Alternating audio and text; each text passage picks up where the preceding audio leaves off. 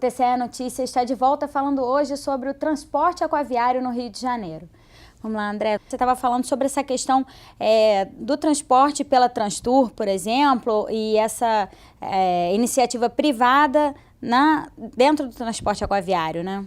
Como o Guilherme bem ressaltou, a gente tem um potencial enorme dentro da Baía de Guanabara.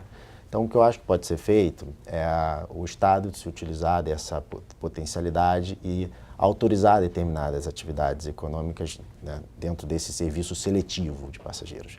Então, por exemplo, uma empresa privada poderia solicitar essa autorização vinculada para através, né, de uma embarcação de menor porte, de uma maior velocidade, com um melhor conforto, realizar diferentes linhas no transporte aquaviário de passageiros. Então, por exemplo, linha até mesmo Rio-Niterói. Só que, em vez de você demorar 30 minutos de uma travessia, você demoraria só 10 minutos, né? Com uma embarcação menor, saindo de 15 em 15 minutos. Isso poderia ser autorizado pelo Estado. Só que o contrato de concessão atual, ele criou uma exclusividade, né? Uma exclusividade na linha, né, entre Rio e Niterói para a empresa concessionária, que atualmente é administrada pela CCR.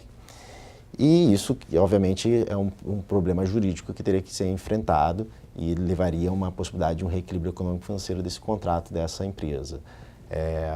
Mas solução jurídica existe. Porque, na sua visão, então, o ideal é que não houvesse a prevalência de um regime ou de estatização ou de privatização, é que houvesse um equilíbrio entre os dois? O que a gente pleiteia é a competitividade. O que a gente tentou demonstrar num dos artigos publicados no livro é a possibilidade de existência de competição pelo serviço público, no serviço público, entre serviço público e entre serviço público e atividades econômicas. O que a gente deseja é ver uma Baía de Guanabara tomada de pequenas, médias e grandes embarcações transportando pessoas para todas as diferentes localidades. Óbvio que tem localidades que a quantidade de pessoas não demandaria uma barca de 250 pessoas, mas poderia existir uma pequena embarcação de 15 pessoas com horários intercalados de 1 em 1 hora, 2 em 2 horas, tendo uma viabilidade econômica para esse pequeno empresário que queira realizar esse transporte, como acontece na cidade de Istambul, que eu estava ali comentando. Isso poderia existir na nossa Bahia, existe já uma legislação que permite, só deveria ser melhor regulamentada e o Estado deveria conferir o poder concedente para o ente regulador e não ficar com o poder concedente para si. Hoje, o Estado do Rio de Janeiro é o poder concedente e a agência reguladora, no caso a Getransp, ela realiza só a regulação do mercado e a fiscalização dessa atividade. O que nos parece errado, ou me parece particularmente errado, acho que a Getransp também deveria ter a concessão e automaticamente poder realizar esses títulos habilitantes para diferentes tipos de empresários, criando uma competição no serviço público. Porque a gente já tem uma competição nesse serviço, a gente tem competição, né, entre serviços públicos. Por exemplo, a gente tem, né, táxis que saem do Rio de Janeiro que vão até Niterói, a gente tem linhas de ônibus que vão do Rio de Janeiro até Niterói, então a gente tem competição.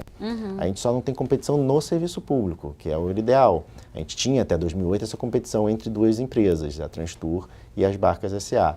A Transtour deixou de executar essa atividade por inúmeros motivos que não vem ao caso, é uma briga judicial, para dizer a verdade. E em seguida, a gente hoje não tem um monopólio, um privilégio exclusivo de uma única empresa que presta essa atividade, que escolheu não realizar, né, e não criar a linha na época da concessão em 1998, ela teve a possibilidade de decidir se queria criar a linha para São Gonçalo e ela optou por não criar essa linha, só que isso, né, tirou parte do poder concedente a possibilidade de exigir que ele realizasse. Então, o poder público chegou ao ponto de conferir à iniciativa privada a escolha se desejaria ou não, né, criar uma linha tão importante como a linha de São Gonçalo. E como eles decidiram não criar, o Estado, por ter dado essa exclusividade, não pode, né, modificar a cláusula contratual, a não ser que confira o reequilíbrio econômico-financeiro do contrato, que é exatamente o que está acontecendo no momento. Essa diferença de horário que existia, né, dentro do mês passado para esse mês, é exatamente uma tentativa de reequilíbrio do econômico-financeiro desse contrato. Isso é uma pergunta que eu ia fazer para o Guilherme, porque a gente tem visto ao longo dos últimos anos, por exemplo, já houve o corte das viagens na madrugada, que existiram por muitos anos, muitas pessoas reclamaram, né, da ausência desse serviço, porque precisam efetivamente desse serviço, e agora mais uma medida da concessionária que revoltou muita gente, que é essa redução no número de viagens. Alguns lugares, especialmente domingos e feriados, vão ter uma redução para embarcações apenas de 1 em 1 hora. Isso prejudica pessoas que fazem a travessia para trabalhar ou para o lazer, gente que vem, por exemplo, da Ilha do Governador para o centro da cidade, que vem de Niterói para o centro da cidade. Como é que você avalia essa medida tomada pela concessionária, os impactos disso também na vida da população? Eu acredito que isso impacta sobremaneira a população. A população se vê refém de uma diminuição muito acentuada do transporte entre Niterói e outros lugares, então isso tem um impacto muito significativo, né? Ao mesmo tempo, eu acho que isso vai de encontro ao próprio princípio normativo da Lei de Concessões de Serviços Públicos, né? Que prega os princípios da cortesia, da generalidade e tantos outros que são voltados, obviamente, para o cidadão comum, para a sociedade, né? Então, eu acho que é importante que haja também um diálogo mais acentuado com a sociedade civil, né? É preciso que é preciso que o contrato de concessão ele tenha uma legitimidade democrática, no sentido que a sociedade participe e que ela seja, de fato, a grande beneficiária de um serviço público, né? Então, essa redução ela impacta sobremaneira e isso precisa ser, de alguma maneira, compensado, né? Eu acho que o Sadi, o André, ele tocou muito bem nesse aspecto, né? Que pese ser uma possível reequilíbrio econômico-financeiro do contrato, é preciso também que a sociedade, que o cidadão fluminense, ele seja contemplado, ele seja cuidado desse processo. A prioridade tem que ser o atendimento à população, justamente, né? Sempre. É possível rever essa decisão de alguma maneira? Já existe alguma iniciativa nesse sentido que vocês saibam? Particularmente, existe uma ausência, uma falta total de transparência por parte do governo do Estado com relação a determinadas tomadas de decisões relacionadas às barcas, né? A gente teve uma dificuldade relativamente grande de conseguir certas informações junto aos órgãos competentes, né? O Poder Concedente, no caso, a Secretaria de Transporte do Estado, e alguns contatos que a gente tinha dentro da Getransport também estavam tendo essa dificuldade. A Getransport, como não é um poder concedente, muitas vezes não tem o conhecimento e nem a possibilidade de ter essa decisão. Então, esse reequilíbrio, a empresa vem alegando há um tempo uma dificuldade financeira da manutenção desse contrato de concessão. Só que os dados não são transparentes, a gente não tem acesso a esses dados. Então, fica difícil a gente poder, por exemplo, realizar uma análise, né, sem essa informação. E aí a gente fica, de certa forma, também como sociedade civil, que a gente, né, faz parte, refém dessas informações entre a iniciativa privada e o Estado, que não demonstra transparência nessa tomada de decisão. Porque a população, quando ouve que não existe equilíbrio financeiro, que o serviço que a concessionária presta não é suficiente para cobrir os custos de manutenção daquele serviço, para quem utiliza o serviço chega a ser chocante, porque é uma massa, né, de gente que utiliza e o serviço não é um serviço barato também. Então, essa falta de transparência leva as pessoas a realmente ficarem revoltadas com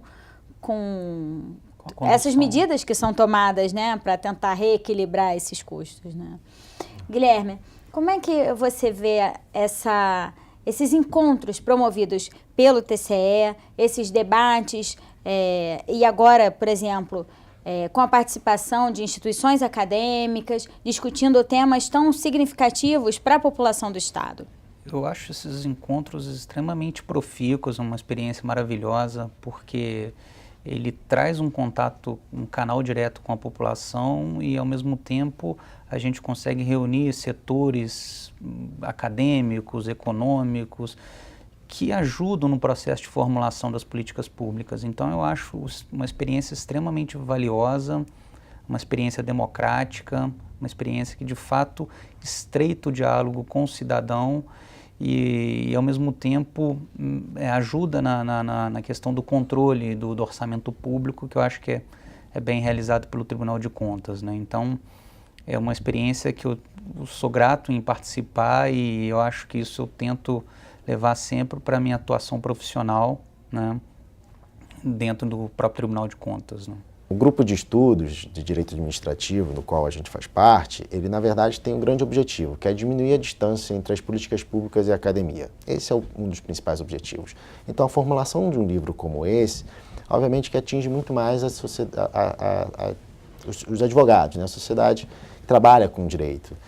Só que a gente tem a necessidade de atingir outros grupos de pessoas. Então a gente agora decidiu realizar uma nota técnica sobre as principais conclusões que a gente chegou desse livro para, né, tentar fazer com que essa nota de apenas 5 páginas chegue ao conhecimento de outras pessoas que não só da área jurídica, porque o livro é essencialmente jurídico, mas que chegam a algumas conclusões que pode sim auxiliar o poder público nas tomadas de decisões. Então esse é o grande objetivo do grupo, né?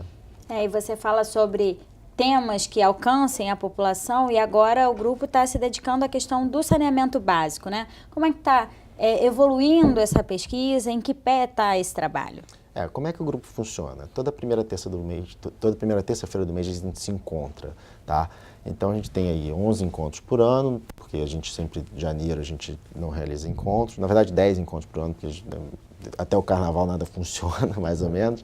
Então, a gente, dentro desses 10 encontros, a gente realiza sistema de seminário em que cada um escolhe uma temática dentro de um tema geral, esse ano saneamento básico, com foco para a água e para o esgoto sanitário, e 2 pessoas apresentam no sistema de seminário os pontos que resolveram abordar dentro do tema geral saneamento básico. E no final do ano apresentam artigos que depois eu e o professor Rodrigo revisamos e a gente acaba criando, né, a formatação de um livro que normalmente na metade do ano seguinte sai publicado. Então a pretensão é em julho de 2017 a gente ter a produção desse livro sobre saneamento básico pelo grupo. Em dezembro agora todos têm como prazo, né, a entrega desses artigos científicos para a gente poder analisar durante as férias e em fevereiro, né, fechar o livro para a editora conseguir fazer a publicação até julho.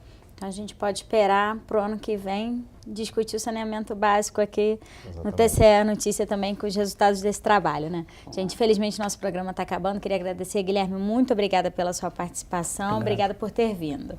André, também muito obrigada por ter vindo ao TCE Notícia. Eu que agradeço, obrigado. Se você quiser rever esse programa, basta acessar o nosso site, que é www.alerj.rj.gov.br. O TCE Notícia fica por aqui. Até a próxima. TV Alerj, o canal do povo fluminense.